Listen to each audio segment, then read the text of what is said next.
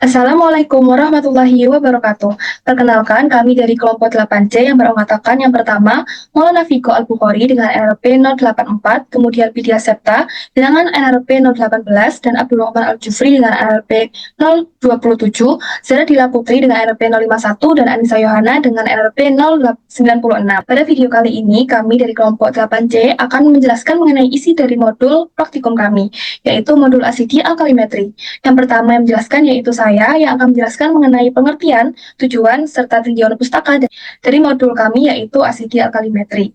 Titrasi asidi alkalimetri sendiri merupakan titrasi standarisasi yang digunakan untuk mengetahui konsentrasi dari suatu zat analit sehingga larutan akan mencapai titik akhir atau titik yang setara berdasarkan pada perhitungan stokiometri. Titrasi asidi alkalimetri sendiri terdiri atas dua metode titrasi. Yang pertama yaitu titrasi asidimetri yang digunakan untuk mengetahui konsentrasi dari larutan basa dengan menggunakan larutan asam sebagai larutan standar. Yang kedua yaitu titrasi alkalimetri yang digunakan ketika kita mencari konsentrasi dari larutan asam dengan menggunakan larutan basa sebagai larutan standarnya. Lalu, tujuan dari praktikum asidi alkalimetri sendiri yaitu untuk mengetahui konsentrasi dari air sampel. Lalu, titrasi secara umum memiliki pengertian yaitu suatu analisis titrasi yang digunakan untuk mengetahui konsentrasi dari zat analit yang direaksikan dengan titran sehingga akan mencapai titik setara atau titik stokiometri. Titran sendiri merupakan larutan yang telah diketahui konsentrasinya yang digunakan untuk menitrasi zat analit. Lalu, titrats merupakan larutan yang akan dititrasi sehingga akan dicari konsentrasinya. Pada titrasi asidi alkalimetri sendiri juga terdapat larutan standar, yaitu larutan yang telah diketahui konsentrasinya berdasarkan pada kemurnian yang dimiliki pada larutan tersebut. Larutan standar sendiri terbagi menjadi dua, yaitu larutan standar primer dan larutan standar sekunder. Larutan standar primer merupakan larutan yang telah dipersiapkan untuk melarutkan serta menimbang suatu larutan lainnya berdasarkan dengan kemurniannya. Konsentrasi dari larutan standar primer dapat diketahui dari masanya. Kemudian untuk larutan standar sekunder sendiri merupakan larutan yang telah dipersiapkan untuk melarutkan serta menimbang larutan lainnya yang memiliki kemurnian dengan relatif yang rendah, sehingga konsentrasi dari larutan standar sekunder sendiri dapat diketahui dari hasil standarisasi. Lalu untuk titrasi asidi alkalimetri sendiri biasanya menggunakan NaOH sebagai larutan standar sekunder dan HCl sebagai larutan standar primer dengan adanya penambahan indikator fenolftalin. Adanya penambahan indikator fenolftalin sendiri pada titrasi asidi alkalimetri karena trayek pH antara fenolftalin dengan trayek pH pada titrasi asidi alkalimetri sendiri sangat cocok sehingga mampu meningkatkan keakuratan data yang didapatkan. Kemudian dengan menggunakan indikator fenolftalin juga, titik akhir dari titrasi dapat ditunjukkan dengan adanya perubahan warna pada larutan dengan berubahnya warna menjadi warna merah muda. Selain ada titik akhir, juga terdapat titik ekivalen, yaitu ketika jumlah mol titran dengan jumlah mol titrat setara atau seimbang secara stokiometri. Sekian penjelasan dari saya, untuk penjelasan selanjutnya akan dilanjutkan oleh rekan saya. Saya akan menjelaskan apa itu indikator fenolftalein atau yang bisa disebut dengan indikator PP. Indikator PP atau fenolftalein adalah salah satu indikator asam basa sintetik yang memberikan warna pink dalam lingkungan basah dan tidak berwarna dalam lingkungan asam. Perubahan warna indikator ini terjadi dalam rentangan pH tertentu yang disebut trayek pH. PP sendiri memiliki rentang pH antara 8,0 sampai 9,6. Pada larutan asam dan netral, PP tidak berwarna, sedangkan bila dimasukkan ke dalam larutan basa, warnanya akan berubah menjadi merah muda keunguan. Dua warna utama PP tidak berwarna dan fuchsia, yang merupakan warna merah muda ungu merah.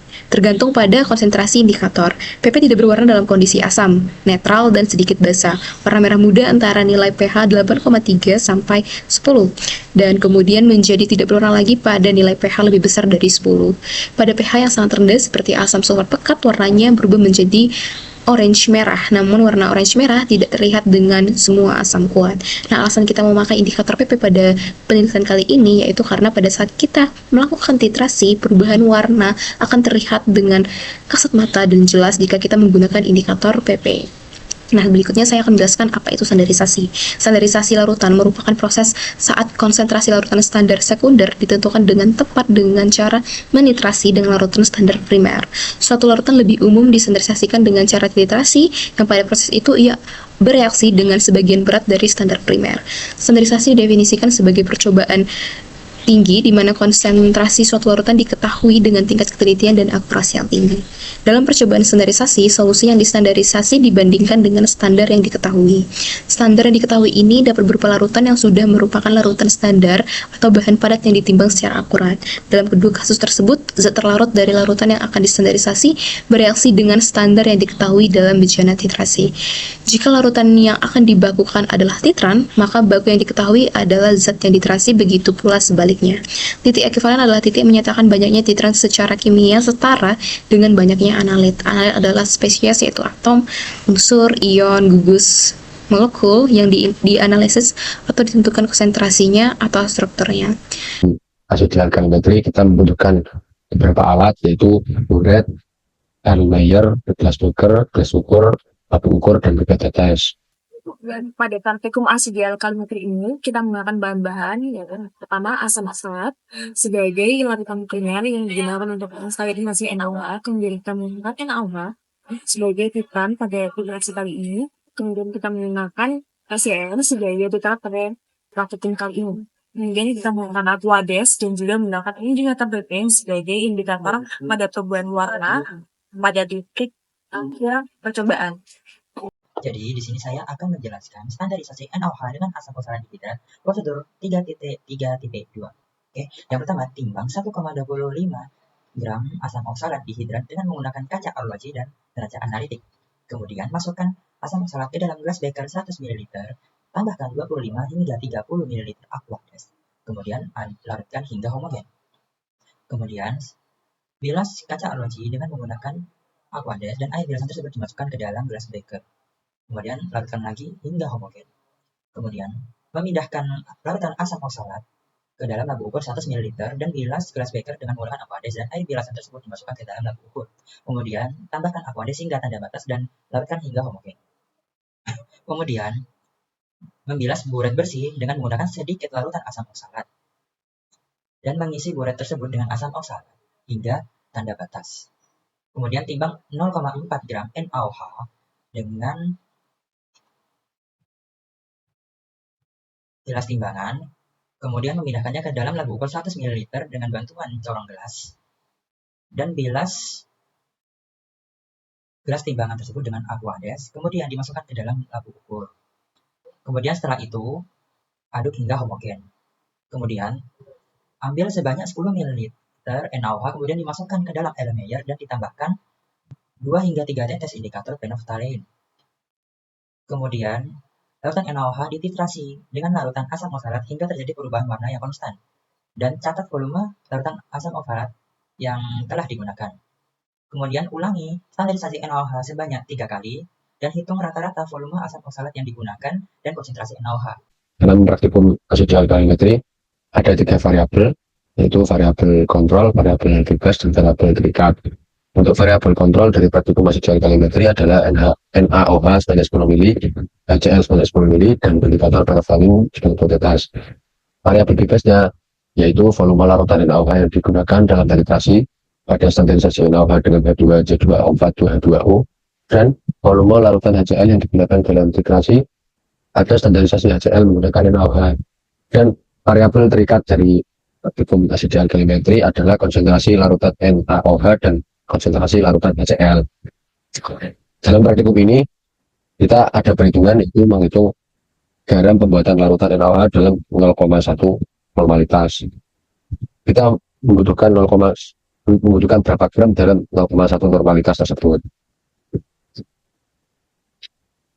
Dari situ 0,1 sama dengan gram per mr kali 1000 per mili dikali valensi.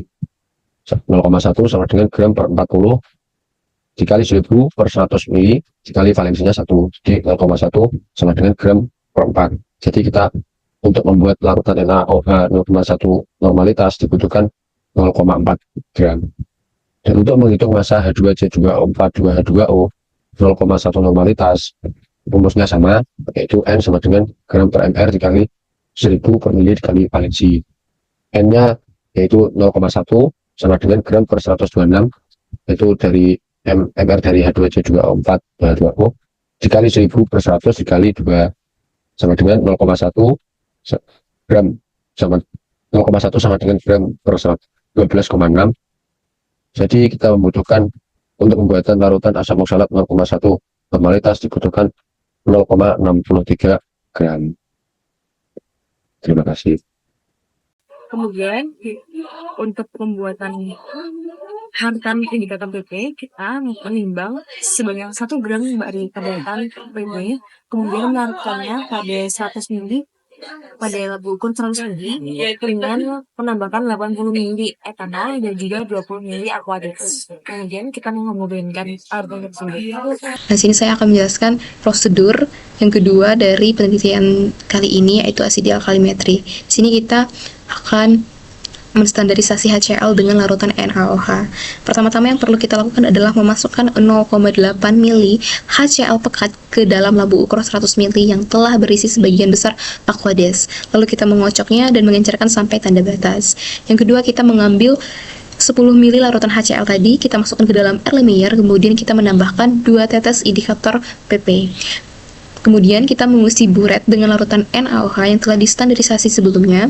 Lalu larutan HCl dititrasi sampai warna larutan berubah dari tidak berwarna menjadi merah muda. Dan kemudian kita mencatat volume NaOH yang digunakan. Kita melakukan titrasi sebanyak 3 kali, lalu kita menghitung rata-rata volume NaOH yang telah digunakan.